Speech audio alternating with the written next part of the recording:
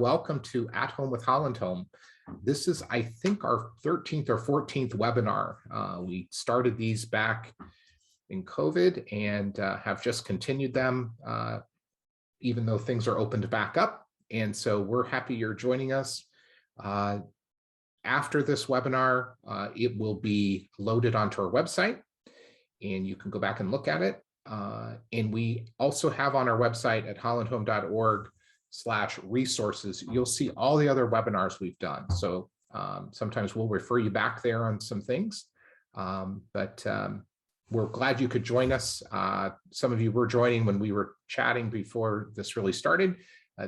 We've tied a record for our highest number of RSVPs, so we're pretty excited that you're part of that. And I am joined, as you can see on camera here, by Elise Whitman. She is the Director of Independent Living at Raybrook, and Raj Rice, a resident of Raybrook Estates. So we're going to talk a little bit about what it's like for the move and after the move, and getting acclimated and transitioned into independent living. So Elise has just turned her camera off because she's been having some connectivity issues. So, but I'm joined with the sales team. I'm joined by Victoria Carson, Selena Meister, Patty Alexander here at Bretton Woods, Cindy Price at Raybrook Estates and Homes, and Amy Thayer at Raybrook Manor. So the whole team is here.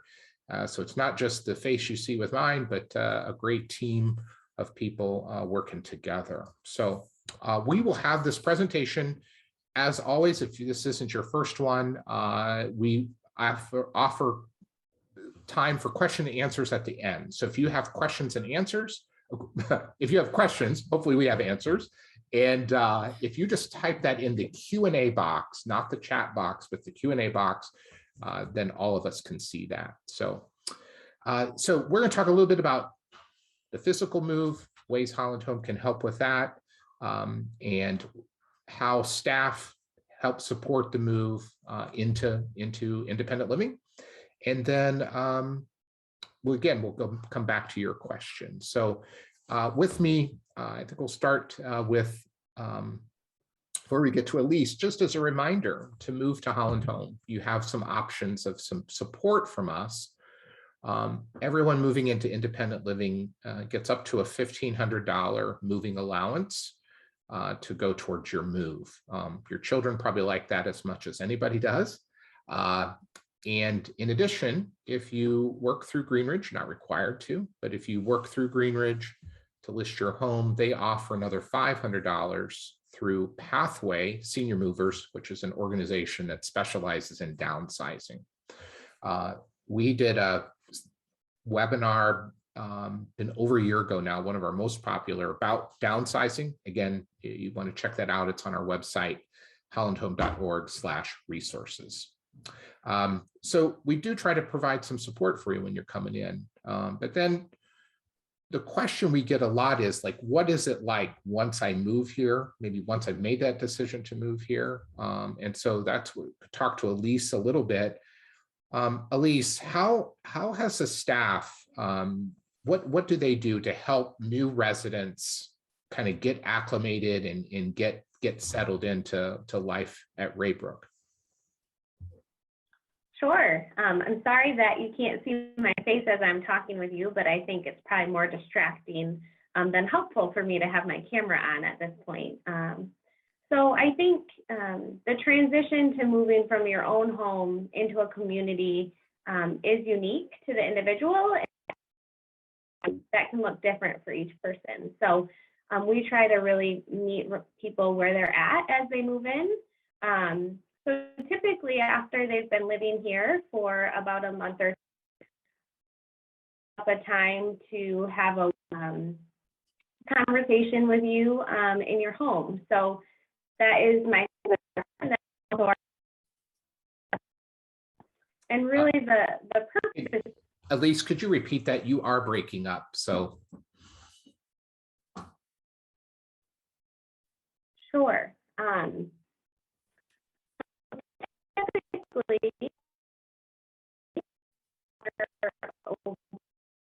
You know, Elise, you're still breaking up. Um, living. Elise, why don't I go to Raj and talk to him? If that would give you some time to go back um, to the office or something and get a better connection. Does that sound okay, Elise? Right. Okay. All right. We will look forward to your return, and I'll talk to Raj in the meantime. So, Raj, you're up. So talk to us a little bit about the process to move to Holland Home, and then we'll talk a little bit about post moving in, what that looked like. Can you talk a little bit about that, maybe that journey a little bit? So I moved into Estates 2. It's going to be 5 years ago now, in September. Although the process started, I think it was in June of 2017. And so it took a few months to get everything arranged. But what happened to me was that my wife and I both were looking forward to actually moving into a Holland Home. My wife more than I, she looked at Estates 2 in Raybrook as really a place where she could thrive with a lot of social activity and friends and so forth. At the time, we were in our late 70s, almost 80. And I kept saying to her, yeah, we have our name in, that's fine. And I was kind of the one to, put my feet down a little bit. I wasn't resisting, because I knew it would be better for her. The actuarial tables always show that women live longer than men. And so what I was doing is going along with her, saying, yeah, honey, that's a good place, and it'll be a good place for you after I go. I was kind of realistic thinking, I thought. But lo and behold, she got a brain tumor. And for 2.5 years, we battled the brain tumor, and the brain tumor won. And I miss her dearly. And that was in January of 2017 when she passed away. In June, Holland Home calls me, says, would you like to look at a place? And I was still grieving, but I said, oh, sure, I might as well. And it's kind of odd, my name finally comes up, but I was a bit skeptical, and I did come over and look at the unit, and wow, I began visualizing, maybe there is something to this move I was not thinking about. I consulted with my kids, and they were enthusiastic, because they had been at me saying, Dad, don't get on the roof so much. Don't get in the gutters, cleaning out your gutters. Don't get on the garage roof. And they were always getting at me because I was doing things that maybe an older man shouldn't be doing. I hesitated to ask them to help me with the house, So I began to think, wow, maybe if I moved to Estates 2, I wouldn't have to take care of this house so much. And I began to realize that being alone rather than together, that puts quite a bit of weight on my shoulders. So I came over and looked, and I liked what I saw, and I realized that really this was going to fit me. I'd have to downsize, but that's a good thing. So I signed the papers in June, I think it was July, early July. And then by September, I was moving in using Steve Heisen and his wife to help me move. I didn't use my $1,500, but it was a great move, and Steve and his wife were great. I remember thinking about packing up my dishes and hoping that they would end up in my apartment and one, all together. And Steve's wife packed all my dishes for me. It was just a smooth process. Wonderful. And yeah, and so I can say nothing about good things about the moving. Mhm. Um, So, oh, I'm sorry, Raj, I didn't mean to interrupt. and sales was good and helpful. The interior designer that helped me was great. I appreciated all the help, but they let me have the choices. But I will say this one thing. I was a skeptic about moving because I saw it as a place where we're going to have all our activities laid out for us, and my wife couldn't be more happy with that, but I couldn't be more unhappy. I'm kind of a private guy and I like to do my own things.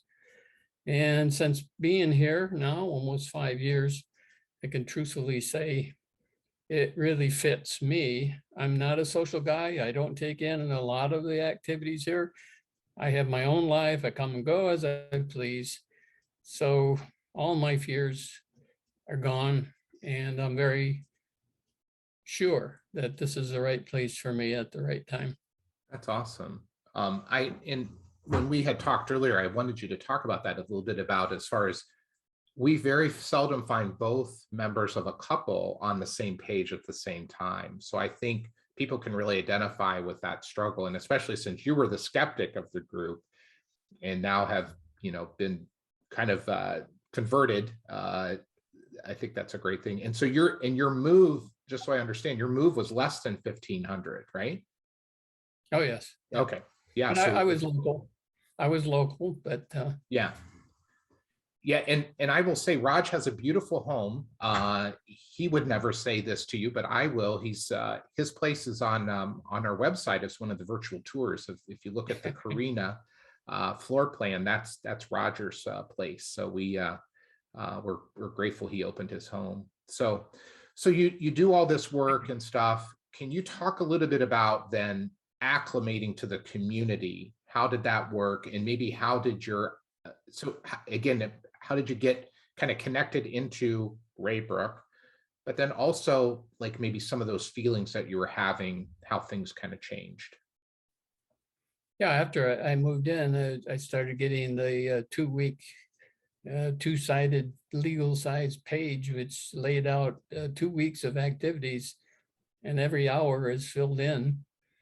And but the thing is, I could pick and choose, and I did. I really enjoyed the Thursday night dinners we had. That was before COVID kind of stopped that, but that was one way to socialize. Every Thursday night there was a dinner, and you didn't have to go to it, but if you did, you'd go and sit at a table and you'd start getting familiar with some of the residents here, and some of them I knew, some I didn't.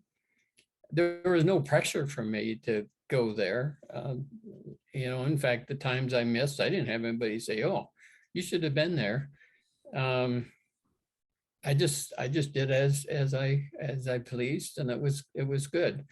One experience I had was because new residents are interviewed for the newspaper, so there's a little write up on every new resident in the newsletter, and it just so happens that the person interviewing me was my neighbor right next door, Marilyn DeYoung. So she came over, did the interview. It was one of my first acquaintances here, and we've been great neighbors ever since. And there's the whole hallway I'm on.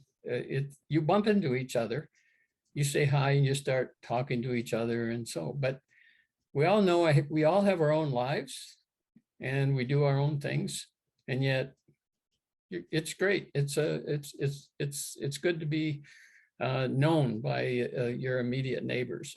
It's a good process. That's great. And I think one of the things you talked about, I think, was you do stuff with people at Raybrook, some of the activities and stuff, but you also still kept your community on, wasn't like you just came and you only do stuff with Raybrook, but your community that you had when you were in your home is still there. I know I've seen you with your golf clubs. So I think that's pretty accurate, right? You're still golfing and Yeah, it turns out that the person that organizes our little golf league lives here too. So that was one of the persons I knew already before moving here. It was a good friend to have, but we socialize on the golf course. yeah. Yeah, I play golf. I do a lot of things that I choose to do, but I want to mention I have health.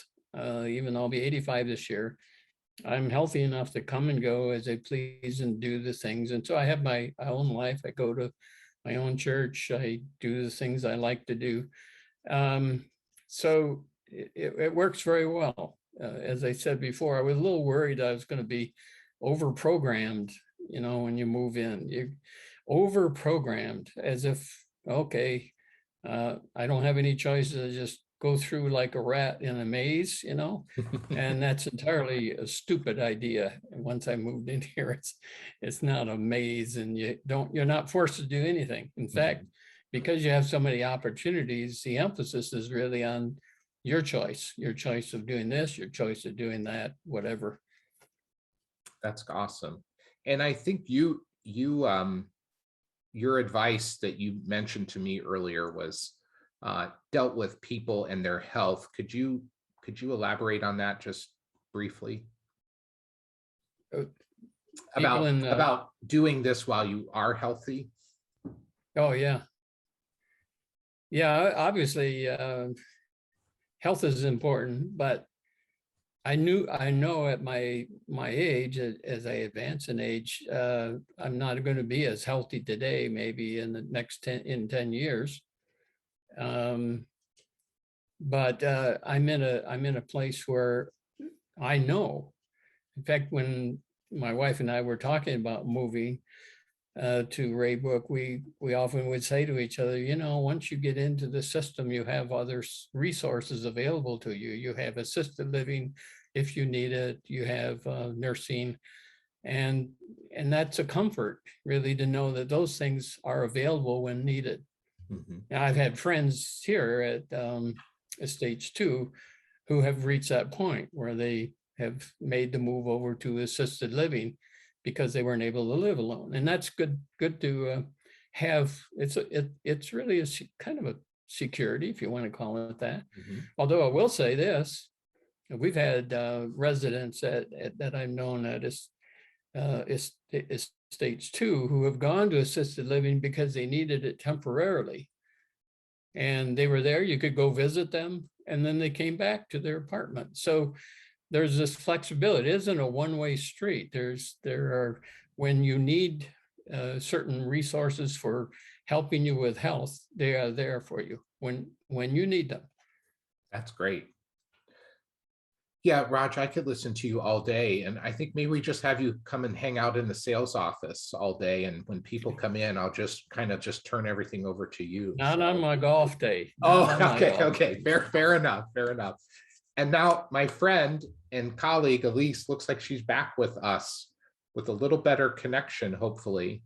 So we've been talking to Raj, and you've heard some of that when we talked earlier about his experience coming in. So talk to us a little bit about this from the Holland Home staff perspective side. Like what do you all do to help residents get acclimated? Sure. I think one of the things that Raj and you both had touched on is how important relationships are here at Holland Home. And so from the staff perspective, we recognize that everyone moving in is not the same. Everyone's situation is a little bit unique. And so we try to meet people where they're at in their stage of life and their adjustment to moving into a community, because that looks different for everyone. So typically, after they've been living here for about a month or two, myself, the director, and the social worker will schedule a time to come out to your home. And it's really a great time for people to be able to ask questions. We go over the handbook that we provide to people when they move in. And then also we hear about their life story. So I think because we are caring for people here, it's really important for us to know you as an individual. And I think that process of being able to meet with new residents starts that relationship off from the very beginning. Some people move in and are completely independent. Some people move in and might have some things that they might need help with right away. And so it allows us to kind of individualize that to the person. But also kind of what Raj had spoken about was that there's so many different programming opportunities. You couldn't possibly do it all because there's so many different things going on. But hearing people's interests and their life stories, it helps us be able to link them to some of the programming opportunities that they might be interested in. So that new resident visit is really kind of how we start that relationship off. And it helps people feel more comfortable coming to us when they do have a need or when they do have a question. That's awesome. I know we talked earlier about some of the communication that you all do. Raj talked a little bit about the calendar and things, but can you talk to us a little bit about how do you keep everybody kind of in the loop with what's going on and opportunities that are on the campus? Yeah, our team works really hard to keep open communication with residents. So, you have a programming calendar that you would get every 2 weeks. You would get a programming calendar. We do a newsletter at the beginning of the month. We also have a lot of different other ways we communicate, whether that be through memos that you receive in your mailboxes. At Estates 1 and Estates 2, we have bulletin boards where, we're posting information about upcoming opportunities. We also have a portal, which is a website specific for residents who live here. And there is a wealth of information on that as well. So we really work hard all the way from our senior executive team to our direct care staff, just making sure we're really keeping residents informed because we're really here to serve you in that way. Yeah, that's great. And I know we've talked a lot about what Raybrook's doing very similarly at Breton, resident portal, electronic signage in the main buildings, calendars, emails. So everybody's kind of in the loop. And I know they also meet with new residents coming in and try to do that connection and meet up as well. Elise, was there anything else that you wanted to add? I think that those are some of the main touch points. The other thing I would just say is that our staff is very customer service oriented. And so there's never a time where we are not available for a phone call, an email, stopping by our office. So we have a wonderful team that have very servant hearts. So a month or two sometimes seems overwhelming to wait that long to have a face-to-face with a staff person, but we are always accessible to people. That's great. That's great. Well, I'm going to open it up now for question and answer. So if any of our viewers have any questions they want to ask either of Elise or Raj or even myself, if you want to type that into the Q&A, we'll look at those. Raj, as we've invited people to do that, any other comments from you? Anything else you want to add to the conversation today? A couple of things. Mailboxes, are at a central place for each building. So at Estates 2, we have mailboxes, and they just happen to be outside of Lisa's office. Mm-hmm. So every day you're going to bump into people after the mail comes down there. That's one place to socialize, but unfortunately, Elise keeps her door open. So when it's open, you just say, "Hi, Elise," and I'm sure she's probably right in the middle of doing something important. And there are people saying, "Hi, Elise," but she's very gracious about that. all the time. So availability of staff is true. The second thing I would say is we residents might say some things about how we're over communicated. We get so much. That's not bad. Stop and think about the opposite. If you didn't get it, where would you go? You'd have to do all that work yourself, trying to find out who's who, where to go with this. And the thing is that everything we need to know, we have it at hand. All you got to do is just check it, look it up. Or if you're somebody that doesn't like to look up things, you just go down to talk to Elise and she tells you that. So it's a good imbalance of communication. It's all in favor of the resident. Unfortunately, I think the staff has to work extra hard to do that. But thank you, Elise, for all your hard work. Oh, it's my pleasure. That's great. So we do have a couple questions. The first one, Shelley says, thank you for the webinar. Maybe this is for you, Elise. Is there transportation available to shops or appointments? Sure. So we do have some regular transportation that happens to the grocery store. And then we also periodically will throw in different transportation to different local either grocery stores or shops or things like that. The Dutch store has been a very popular one lately. But then we also, a lot of the activities that we plan, whether that be to something like a restaurant of some sort, there's often transportation available for that as well. In terms of individual transportation, we don't have that on site and available, but that's something that our social worker often helps with.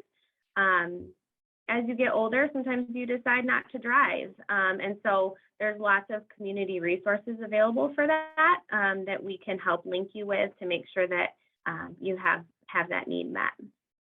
Yeah, and transportation's also there for doing something at Civic Theater or the Symphony or going down to the Art Museum or a variety of things. So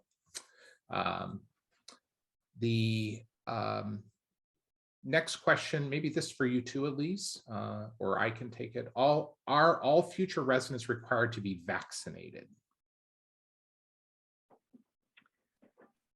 Yeah, Holland Home does not have any vaccination requirements for residents, so that's a personal choice.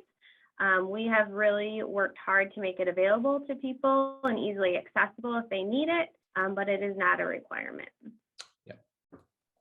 And then this was from Cheryl and Sam, who sent the message over from the chat box. Thank you.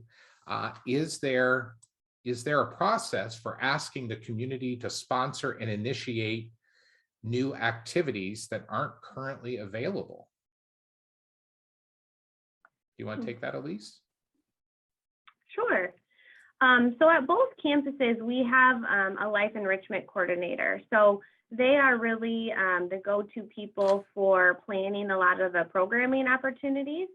And I know that we feel very strongly that this is a resident-run community. So we're not planning programs that we like, we're planning programs that residents enjoy. So I think if there are things that you enjoy and we don't have an opportunity with those things, connecting with your life enrichment coordinator, they're always open to new and fresh ideas and are really helpful at facilitating those things.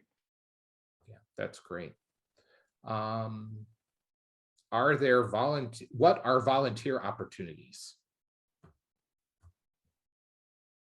Do you want to take that, Elise, as well, or do you want me to talk about that? Oh. Yeah, we have a lot of different departments here. Go ahead. Volunteer services is one of those departments. So there are a wealth of volunteer opportunities within the independent living community, but also within assisted living and skilled nursing. So our volunteer services department also can get very creative in what your gifts and talents are and what you have to bring to the table. And if we don't have a position like that, are happy to create something, but there's lots of opportunities for volunteering. And I would say probably our greatest number of volunteers are actually residents who live in the community. That's great. This next question, either I can take or you can, Elise, you just let me know. He asked what the criteria is for independent living. Wife has Alzheimer's, but still functions well. If I eventually needed some daytime assistance, is that available to us in our independent living apartment? Do you want me to take that or you want to? You are welcome to, Michael. Yeah, so yes, so it's not unusual for us to have a couple that maybe one has more care needs in independent living. And our goal is to keep people as independent as long as possible. So if it gets to that point where, hey, we need a little bit of support in the home, you would work with our social worker that Elise was talking about earlier, and they would help with getting some support in to the home, whether that's through Atrio, our home care division, or some other means. So our goal is, you know, we know people have different care levels, and we're going to try to keep everybody in independent living for as long as we can. And a lot of times it just needs a little bit of support. And that's the great thing about being at Holland Home is you've got a social worker there that's going to be your advocate and will be helping you coordinate that that care. So anything to add to that, Elise? I will say too, like not only are we supporting the individual who has needs, but there's also a lot of resources for the caregiver as well. So I know here at Raybrook, our social worker has a caregiver support group that is made up of all the residents that are caregivers. We also have our Dementia Coalition who does a lot of like training and education for caregivers. So we try to offer support in that way as well. Yeah. That's great. Do couples have to be married? No. Holland Home defines a couple as two people. So sometimes it's, sometimes they are married, sometimes they're not. We have a variety of couples in many different situations. So a couple are defined as two people. So easy peasy question on that one. So I took that one. Sorry, Elise, but any other questions? Doesn't look like I'm going to kind of wrap things up here a little bit, unless I see one pop in there. If our sales team is going to follow up with you, see if you have questions, because sometimes we get questions after this. If you have ideas for topics that you're looking to learn more about, that you're trying to understand, we want to hear about those, because some of our best ideas have come from people like you that have tuned in to a webinar. We have a webinar coming up late May. I don't have the date yet, but it's going to talk a little bit about how do I know what kind of care is right? Like what kind of care level is right? So kind of talking about, this is what independent living looks like. This is what assisted living looks like. This is what skilled nursing looks like. Because we get a lot of questions. They call and like, I don't really know where to start. And you know, how does that all work? So we're going to have that coming up. And yeah, so I got one more question. And I'm glad this question was asked, because it gives me an opportunity to do a pitch here. So Shelley asked, do we have meal services in addition to the Thursday night meal? So Thursday night meals haven't happened recently, but I'm happy to report at Raybrook, our restaurant is opening. Our long-awaited restaurant is opening in July. Construction's finishing up on that. And so we will have a restaurant here that's open at least 5 days, if not 7 days a week. So lots of opportunity, and we are, it is a pay as you go. So if you don't go to the restaurant and have something billed to your account, you're not paying for food. We don't have a meal plan per se. So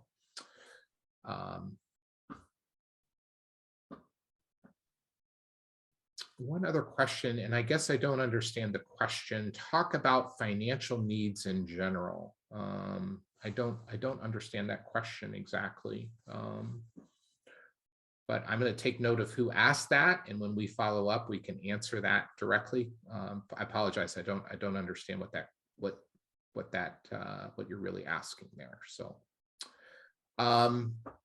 yeah. So thank you both. Thank you, Elise. Sorry for the technical stuff. We should have moved when you suggested it, and I said, "Oh no, it'll be fine." So that's on me.